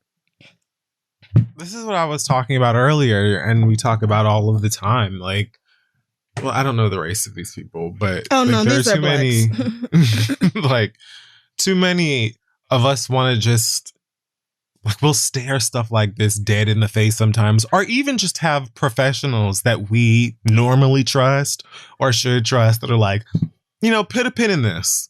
This is something you might want to check out, and would rather just like brush it all under the rug because we don't want to deal with it or don't know how to deal with it or whatever the fuck else. And it helps no one. It helps, I want you to understand, zero person, nobody. So right. It's frustrating. It's frustrating. Yeah. I think more than anything, I sympathize with the little girl in this story because yeah, that's just such a it's just such a difficult position. And what the baby needs more than anything is parents who understand her and support her. And if not parents, then some other adult. And even though your brother and your sister-in-law are like really adamant about not hearing any criticism about their children, it is more important that this little girl gets the help that she needs than your brother and sister-in-law not be mad at you. Like, yep. I think as somebody who works with people on the autism spectrum and who understands how like important it is that these children feel understood and safe and supported, that like you really have no other ethical option other than to say something about it. And if they gonna be mad, then let them be mad at you because you big and grown and you can take it. But the more that they try to act like this is not a thing or she's just gonna outgrow it or whatever, the worse off that baby is gonna be, and she don't deserve that. So I can say I have had to do stuff like this before. Not particularly with autism, but I have had to tell a friend before that the dumb shit she was doing was putting her baby's health and safety in jeopardy. And she was real mad and told me that I'm not a parent and I don't understand what it's like and all this other shit. And I'm like, and that is true, girl. I'm not a parent, but you know why? Because I would probably be doing this stupid shit right here. And that's precisely why I'm not. Like, it's one thing when we are 17, 18, 19 and childless and going out, running the streets and being reckless because who cares? But, you know, you got a whole ass baby at home and the things you are doing are legit putting this child's safety into jeopardy. So I have had to do that, and I just let her be mad at me. Like, I'm not saying it like, oh, you're a terrible person and there's something wrong with you. I'm saying it like I care about your child. And I see something that makes me feel like something is off and your baby is at risk. So you just got to be mad at me for that. But I'm not saying it to judge you. I'm saying it to help. And I'm trying to help. And you are also trying to help. Like, it's not like you telling them this and then gonna leave them hanging. Like you have resources that you can direct them to so that they can get help with their child. So yeah, I kind of think you have an obligation to say something and just let them be mad. My mother is a speech pathologist, and she has had to tell people who are like close to our family, she's had to tell them like, what you're talking about here is not just a delay with your child. This is signs of autism that he or she is showing. And people do get upset at that. And then they go get their baby tested and they realize, oh yeah, this is what's going on. And the problem is not autism. There's nothing wrong with being autistic. The problem is everybody's reaction to the baby being autistic. Yeah. So when the grown ass people can change their mind and their perspective about the situation, everybody's health improves. Everybody's well-being improves. So, right.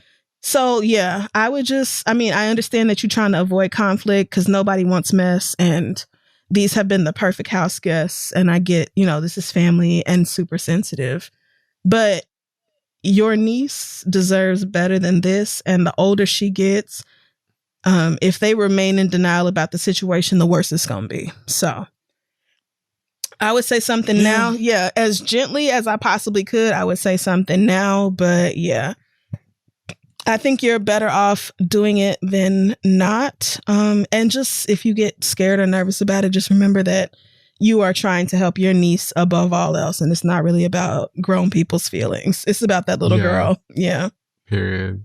Like the little girl is the point. Their feelings are really not a priority right now. So don't even let that bother you. Yeah. Good luck with the conversation. Let us know how it goes. Our last letter comes from Francine, who says, my best friend Sasha and I are almost 30 and we've been friends for most of our lives. We have kids who are around the same age, and it was a given that our kids were going to be best friends, which they kind of are, but also they're 5. So everybody is their best friend until they stop sharing. True. Oh man, my friend and I have always been good to each other and been there for each other, but now I think I'm over her. My boyfriend and I just celebrated our 3-year anniversary and finally decided to move in together. For the sake of our kids, I wanted to take things extra slow. Sasha doesn't like my man because of some old petty shit that went down years ago, and she was hyped when we broke up briefly last year. But when we got back together, I didn't tell her about it because I didn't want to hear her mouth. To this day, she still does not know that we are back together. This is where the problem comes in. Sasha has been with her baby dad for about 6 years, and for all 6 of those years, she has been talking about how she was going to leave him and we were going to get a place together. She kept looking at houses and planning out the room for the girls and what the setup would be and how much fun it would be. But after the 3rd year of her telling me all these plans, I just said, girl, okay, and stopped believing her.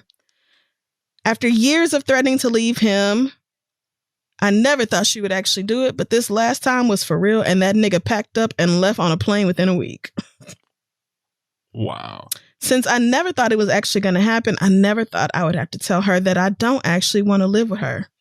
Even if something were to happen with my man and I would go back to my parents' house before I moved in with Sasha.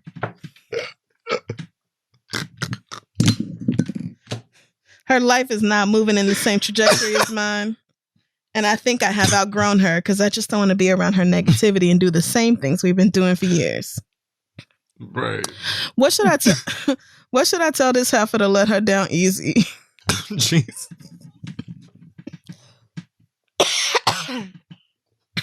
I mean, do you want to? Because it doesn't sound like you give a fuck. She's been trying to lead this man for a while, and she finally got the strength to do it, and now she's asking me to be there and move in and help out, but all that just ain't gonna happen.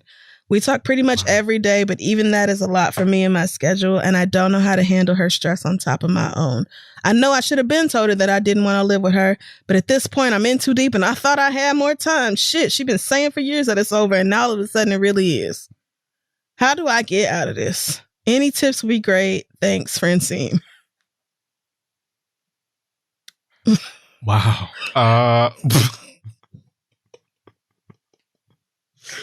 Lord, Francine thought Sasha was going to be bullshitting forever. She didn't know Sasha was a sweetie. That is so fucking funny. She was like, oh yeah, I thought that she was just going to be bullshitting and playing a game with this nigga for so long that I would never have to admit I don't want to live with this bitch at all. Like, at all. Yeah. And now it done came down to it. And now it came down with it because you damn sure ain't gonna live with her even if you want to, because you about to go and live with this other nigga that she doesn't even know you're with. Girl. This is hilarious. Y'all are so ghetto. So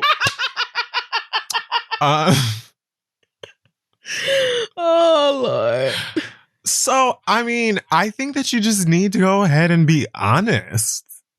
Like I literally just said, even if you didn't have a problem moving in with her or whatever, you already have a problem. You already have plans to move in with somebody with else, your nigga, right? So you're gonna have to tell her at some point that you aren't gonna live with her because you've made plans already. Exactly.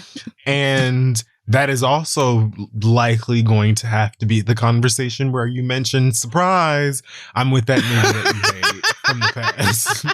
that you probably have good reason to hate, mind you, but we'll leave that alone. I like how you was like, some petty shit that went down long ago, wink, wink. But anyway, so yeah, you're gonna have to go ahead and mention that. So I don't know how deep you need to dive into the ways that she irks you specifically. I'm always, a big fan of having those conversations with people, your friends, so that you can hopefully not continuously be aggravated by them. And you can both learn, a lot about one another and yourselves. A lot of people don't like to do that. Yeah.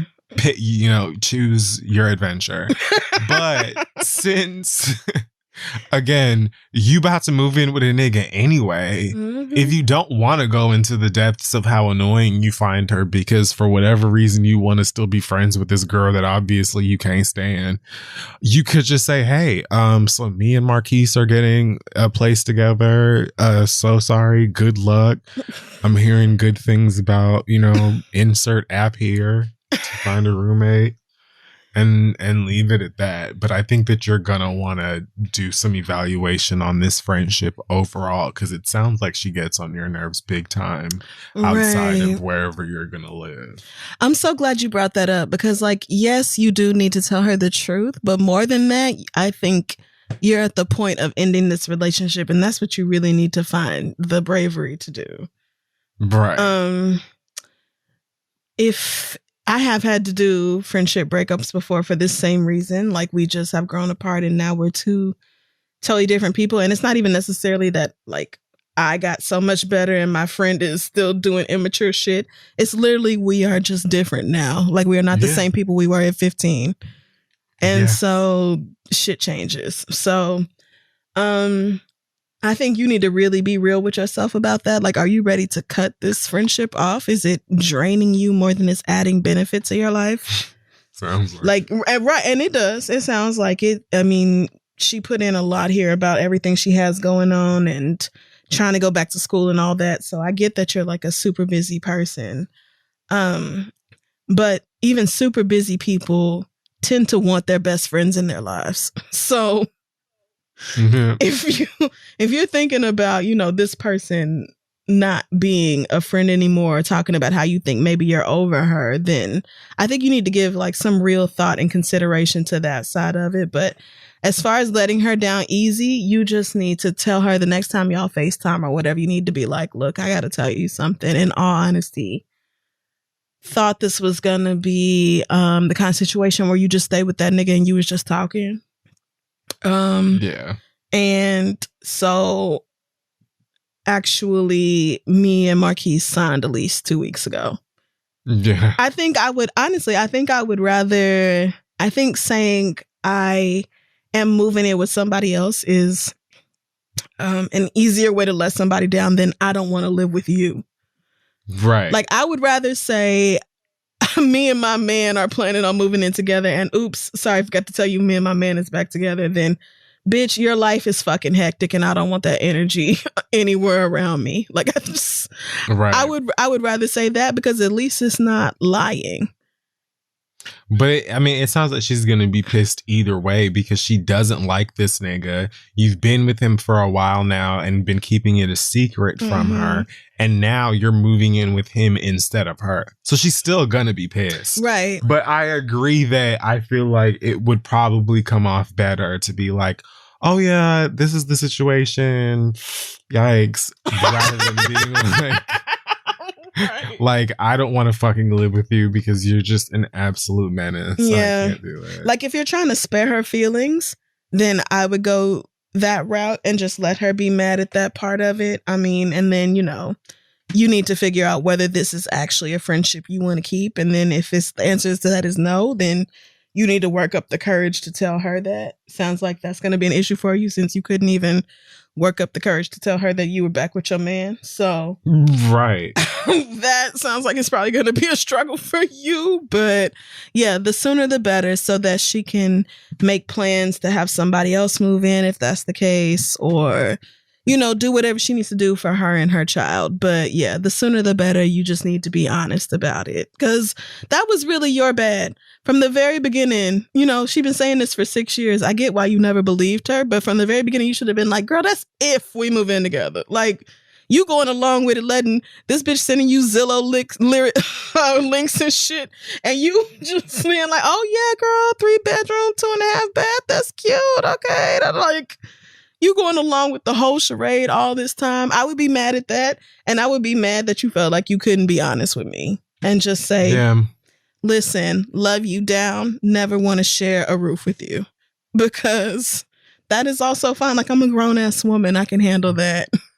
Yes. You're entitled to live your own life and do what you want to do. But if you call somebody a friend, then you should be honest with them about what's really going on. So, yeah. And it's also common knowledge that when you share a space with someone like that, you really, really get to know them. And some people are better being friends that don't live together. That's true. That is extremely true, because you can be the best friends in the world, but y'all live incredibly different lives inside the home. Yeah. And sometimes two people can love each other a lot and not be equipped to share the same space. Very that. It's if you have opposite schedules and one person is wide awake while the other one is trying to sleep, and one is a vegan and don't want nothing with animals in the house, and the other is a fucking meat lover, and one hates dogs, one hates cats. It's just... Yeah, I think you need to be honest with her right now, and then honest with yourself about whether this is a friendship you want to continue. Yeah. Okay, man. And good luck with that. If you work up the nerve to have that conversation, please let us know how it goes.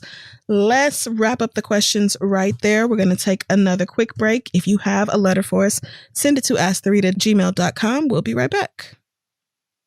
Hey, y'all, there's a whole lot of uncertainty going on in the world right now, and that can lead to a lot of depression, anxiety, or just scary or weird thoughts that can be hard to turn off. That's where therapy comes in. Therapists can help you navigate all those different feelings that come up, and it's really amazing how much better things can feel when you have an unbiased and licensed professional there to listen. Talkspace is the #1 online therapy platform that has thousands of licensed therapists trained in over 40 specialties, including depression, anxiety, substance abuse, relationship issues, and so much more. Your therapist can help you set and achieve your goals. Plus, Talkspace is just a fraction of the cost of in-person therapy. You can send unlimited messages to your therapist 24/7, and they'll engage with you daily, 5 days a week. Plus, Talkspace is secure and private, using the latest end-to-end bank-grade encryption technology to store client information. Everybody knows that I have used Talkspace before, and my Talkspace therapist was just incredibly instrumental in me starting to realize that I had a lot of issues that needed to be addressed. It really kicked off my journey with therapy that I've been on for just over the past 3 years. So I will sing the Talkspace praises for the rest of my days, because I truly believe in the healing powers of therapy and being matched with somebody who is a good fit for you. So as a listener of The Read, you'll get $100 off your first month with Talkspace. So to get started and match with a licensed therapist today, go to Talkspace.com or download the app, and make sure you use code READ to get $100 off your first month. Again, that's code READ, and Talkspace.com. Please take care of your mental health. It's so important. Okay, let's wrap up the show. We are back now. It is time for The Read. It is. Take it away. Okay, I just have 2 really quick things this week, and then I'm going to move on. First of all, last Tuesday, right after this episode dropped, we got the horrific news out of Atlanta about 8 people being gunned down at 3 different spas. 6 of them were Asian women, and I believe the other 2 were white people, a white man and a white woman. But 6 of the people dead were Asian women, and the suspect, who is only 21 years old, told police that he had a sex addiction, and he saw these different spas as like a temptation to his soul, and threatening his relationship with Jesus or whatever, and he wanted to eliminate the temptation, and that none of this was racially motivated. Of course, a white boy would say that stupid shit. Right. Very clearly racially motivated when you targeted Asian spas and targeted Asian employees specifically. And, you know, it's just, I'm not even going to get into the whole claim that maybe this wasn't about them being Asian, because of fucking course it was. Like, don't insult my intelligence. And furthermore, anti-Asian hate crimes have been on the rise in this country ever since Trump called coronavirus the China virus. It has been like skyrocketing. I think it's over 4,000. And that's just documented cases. Like, that's not even including all the shit that happens every day that never gets reported to the police or any authorities at all. So I just wanted to say, I know that sometimes ethnic minorities have issues with one another. And a lot of that has been talked about over the past week, as far as like the way Black people in America feel like they have been treated by Asians in America and vice versa. And all of that is super real. Like, I'm not trying to take away from the realness of that, but also I want to make sure I emphasize that the real issue here is white supremacy, and it always has been. And it is white people's fault at the bottom of it that we have beef with one another. And so when it comes right down to it, when people are being targeted because of their race, when white people are choosing to murder people of color because they are people of color, I'm going to stand with those people, point blank, period. Just when it comes right down to it, we have to understand that, like, the issue is the racism. The issue is the fact that we have been taught to have this hatred for one another. The issue is that the two different racial groups have been pitted against each other. The issue is not necessarily the two groups of people. It's that we have been taught to have this hate and this distrust. The whole model minority thing, Asian people didn't do that to themselves. So I just wanted to make sure that I acknowledge that happening, and that I talked about the fact that our Asian brothers and sisters need nationwide support. They need community-wide support. And the things that have been happening to them as the targets of white supremacy are simply not okay. It's just not. And there's no justification for it. And you really can't sit here and tell me to my big grown ass face that this 21-year-old white boy did not go around to 3 different spas and pick off Asian women because they were Asian. You can't tell me that, when he could have gone to a white strip club and done the exact same thing if he really was trying to get rid of sexual temptation. Why did he pick those spas then? Why those people if it wasn't about their race? So please save me with the fucking bullshit, okay? Just fucking keep it. Rest in peace to all those people who senselessly lost their lives. And since we are talking about a gun violence incident, let me just move right on into something else that I wanted to bring up, which is that America has just had, I think, their 122nd mass shooting of the year just today, which is March 22nd. That has just happened today. And it's almost like 100 million people got vaccinated, and America immediately was like, okay, let me pick up my fucking semi-automatic assault rifle and get back to work. In a weird way, it's almost like the country is coming out of the pandemic, and you can tell things are getting back to normal because niggas are getting shot at the fucking grocery store again. And it really, like, looking at these headlines and reading these stories, this shit that just happened in fucking Colorado. I don't even know if you saw that one because it just happened like maybe right before we started recording. But no, I didn't. Yeah, somebody went into a fucking grocery store in Colorado and killed 10 people, child. Like, just now.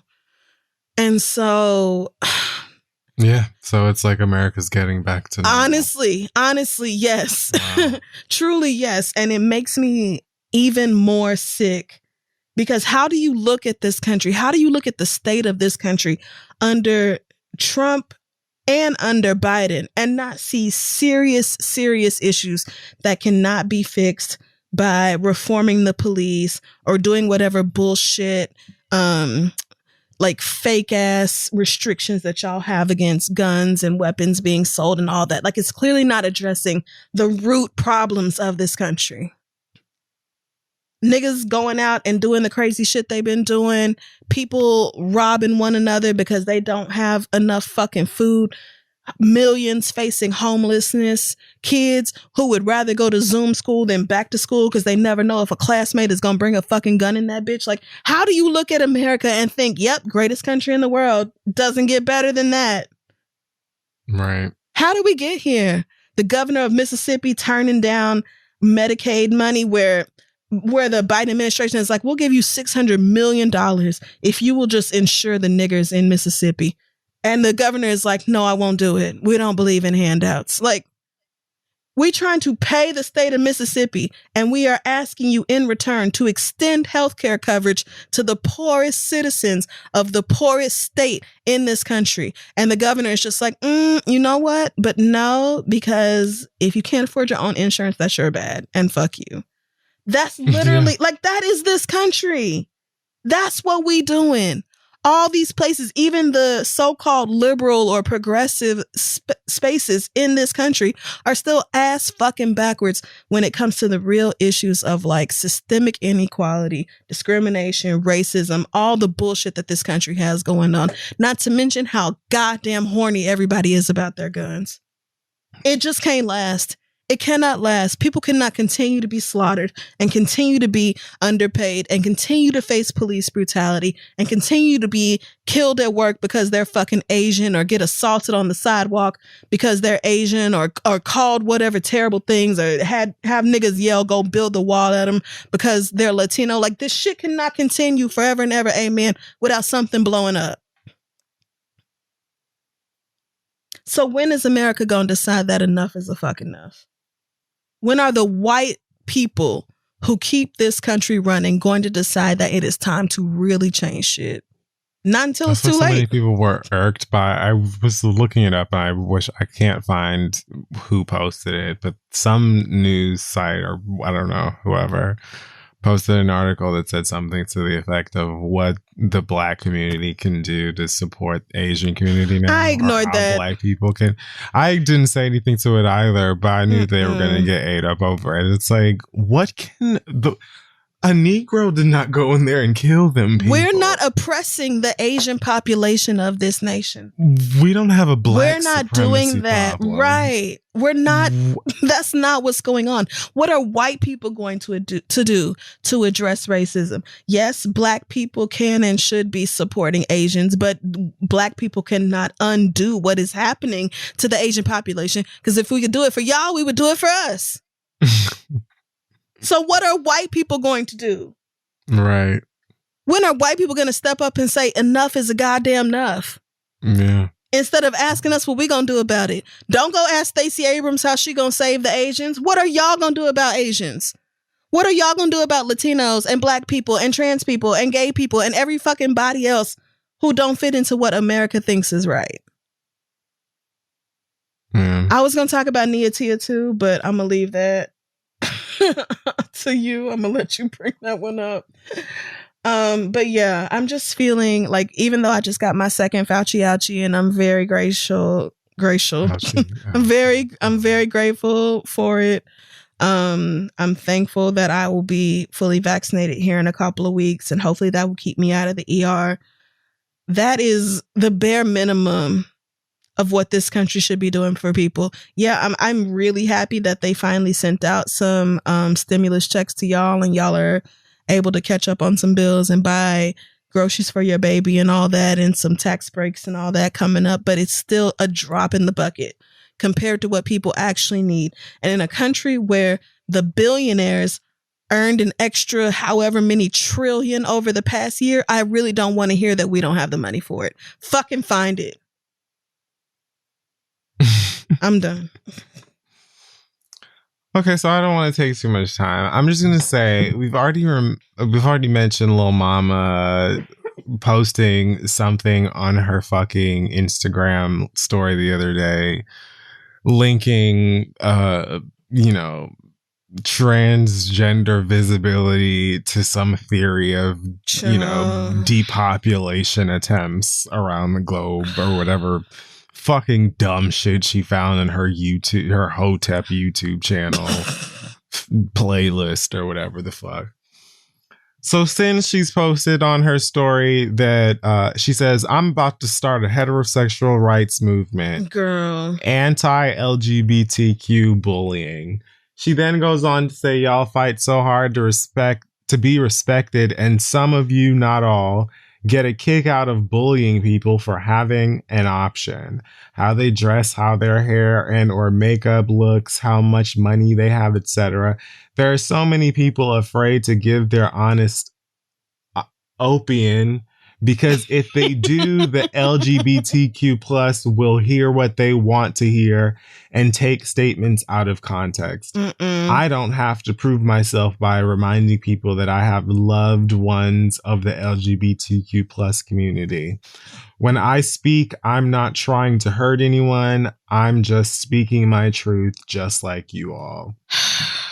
Here's the problem, Lil. You're not speaking your truth. You're just speaking bullshit. Yes. You don't need to start a heterosexual rights movement. Heterosexual people already have rights. They're called rights. So there's no need for a movement whatsoever. Y'all can do what you want.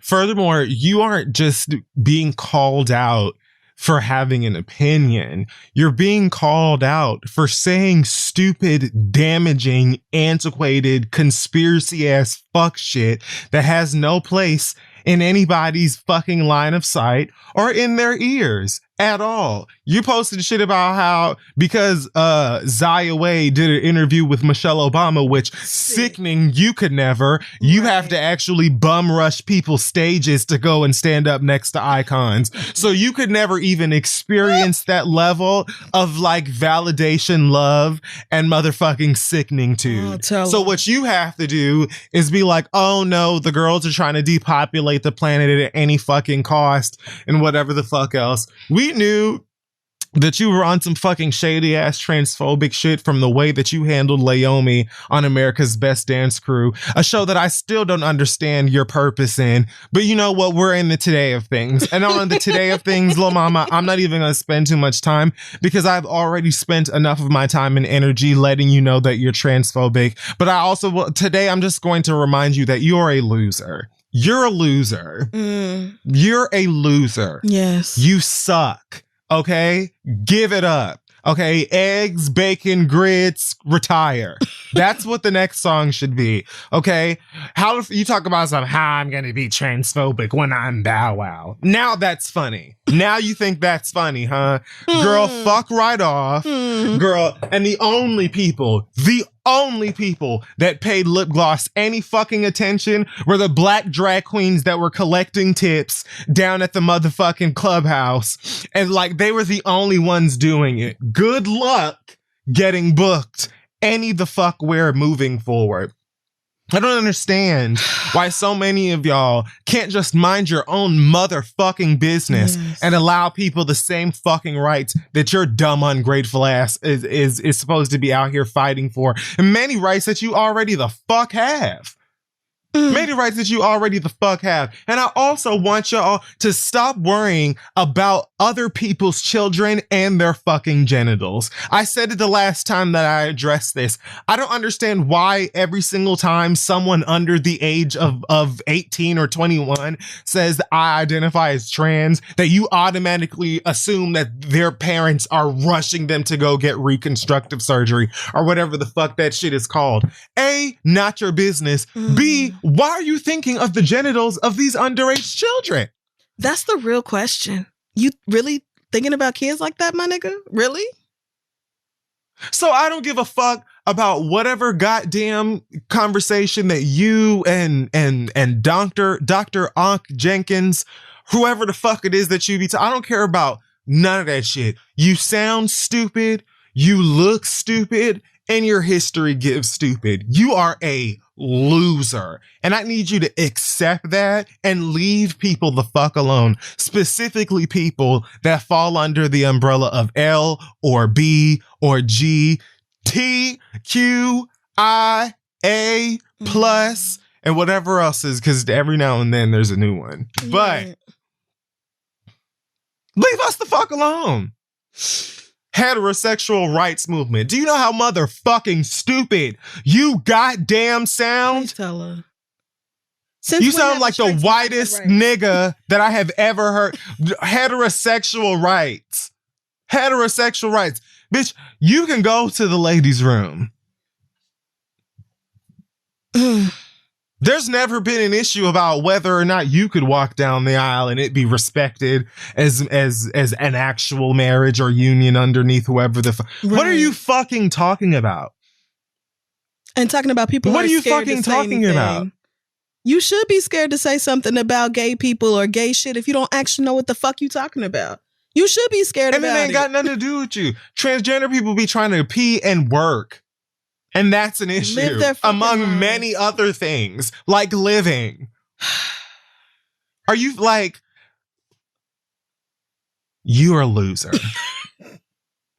And I fully intended to give your black dumbass a break a couple of fucking weeks ago because your ass was on the Breakfast Club crying. And I felt like, you know what, I'm not going to pile on to, although I felt like that intro was going to be funny to me. I said, you know, I'm not even going to pile on to this black girl and her issues. You know, that was such a long time ago, et cetera, et cetera. Now I don't give a fuck. Lil Mama, you're a loser. And I would like for you to very much stop discussing anything that is going on with queer people, trans people, gay people, lesbian people, unless there's something that you want to tell us about yourself, because you can very easily be linked to someone who can help you get the revelation that you need to get so you can leave people the fuck alone and stop self-hating, if that's an issue. But if it's not, I'll just request that you shut your dumb ass up and leave it at that. And leave it at that. None of us give a fuck about your lip gloss. We don't give a fuck about your shoe game. We don't give a fuck about your boo game. We don't give a fuck about your breakfast choices. We want you to shut your ass. And that's it. And I'm done. When I was going to ignore her ass anyway. But then when I saw that whole, how can I be transphobic if I'm Bow Wow thing, I was just like, she's simply living for the fact that people are paying attention to her. Yes, period. That's it. And no one was. But people are paying attention to you because you literally sound like a moron. And so, yeah, those are my thoughts of Lil Mama. I, hope to honestly never hear from her again. I hope she finds some sense somewhere and lives a happy and healthy life. But, away from my eyes and ears, because I'm sick of the shit. And I just don't understand, like, if you're not even going to provide us with any form of legitimate entertainment, the least that you can do is get off of our motherfucking sack when it comes to, like, why do you have to come to us with this bullshit ass fuck shit that you found on the 4chan ass, hating ass, right? Bigotry, facebook.com/bigot. Like, fuck off. Yeah. I mean, that's really it. Lil Mama simply does not provide enough entertainment or quality enough entertainment for me to tolerate this bullshit from her, period. So she can fuck right off as far as I'm concerned. And I think that's going to wrap up this week's episode of The Read. Check us out at thisistheread.com. Follow us on social media at thisistheread. Any news from you, friend, before we leave? No, I will just say, you know what? I'm not even going to jinx it yet. Something cool may have happened for me today. Yeah, that's it. I'll leave that there. But also, it is 2:00 in the morning. Let's just do it. It's 2 a.m. I am going to drag myself through this Tuesday by my knuckles and knees. Yeah. Yay. I'm so excited. See y'all next week.